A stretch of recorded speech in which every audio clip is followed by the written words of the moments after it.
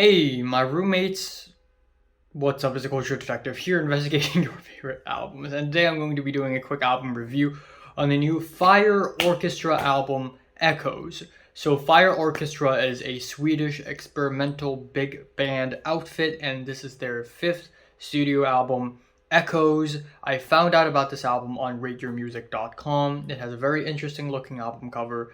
The genre is experimental big band. Of course, me I am interested. So I went into it, and oh boy, this album is 1 hour and 50 minutes long. And in fact, this album has been in the back burner for like 2 months now. I've been planning to review this for months now, but I never got the chance.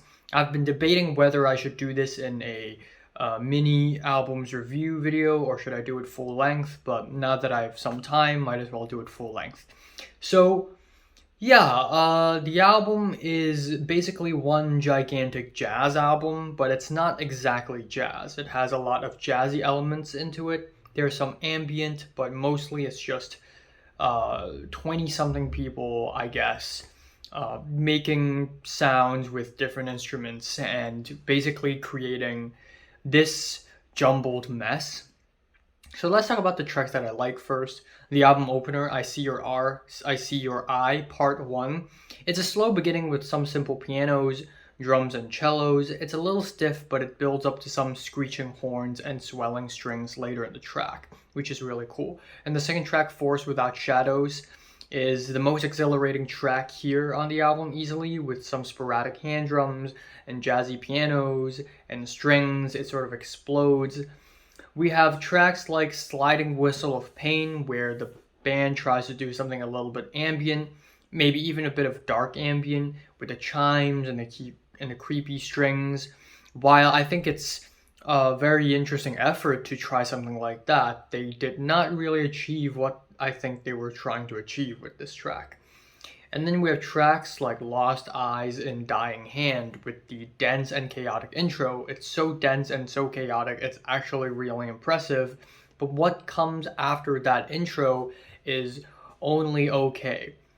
Then we have the track A Lost Farewell. It's probably my favorite track on the entire album because essentially what this track does is that we get these shakes and these elephant-sized screaming horns, and it's kind of like a bossa nova carnival gone wrong. And the track is also 14 and a half minutes with lots of ups and downs. I think that's the strongest element of this album, is that with these big tracks, they often pack a lot of dynamic and a lot of progression onto these tracks, which are very freaking amazing and exhilarating.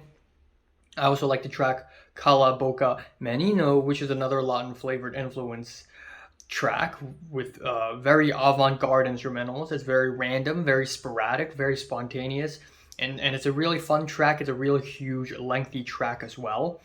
Now, that's pretty much as far as the great things about this album goes, because the more I listen to it, the more I just did not really enjoy it that much. The track Double Loneliness, for example, is as dark and as scary as a SpongeBob episode. The wailing flutes and the deep bassy notes are a pretty tame effort when it comes to creating something that's atmospherically dark or moody or anything like that. The track Not Yet Born and also the track In Those Veins are just too simple and too one note to convey anything interesting. And then we have Nothing Ashtray All Falling with the slapping, clapping percussion and some slowly melting woodwinds. It sounds really interesting, especially with the chimes, but it just doesn't have to be dragged on for 4 minutes straight. Those 4 minutes felt like an eternity. And earlier in the album, we have the track To Gather It All Once, which is nearly 16 minutes of subtle pianos and some pretty corny spoken word singing combination that I wasn't really a huge fan of. Finally, the album ending, I See Your Eye Part 2, I think it's just an okay ending. Obviously, it is a reprise of the album opener, and we got some spoken word, we got some screaming, and it's definitely a lot more interesting than the aforementioned previous track, but it still doesn't really reach the heights that it's trying to achieve. It's just a pretty okay, mediocre ending, I think. So overall, I think this album is decent. It has its very interesting moments, but the more I listen to it, the more I just think that it could have been way better. It's a little one note, a little one dimensional, unfortunately. I'm giving this new Fire Orchestra album echoes a decent 6 out of 10. So, have you listened to the new Fire Orchestra album? Comments below, let me know. Subscribe if you want more, and thanks for watching.